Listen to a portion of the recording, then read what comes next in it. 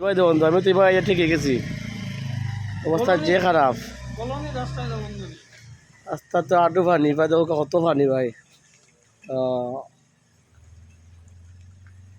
পানির পরিস্থিতি হ্যাঁ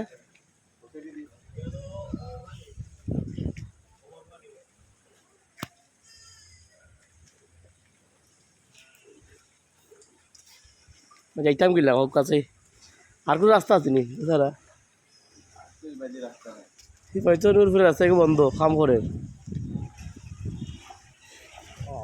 আমাদের পরিস্থিতি অবস্থা দেখো, রাস্তা দেখতে রাস্তা খালি।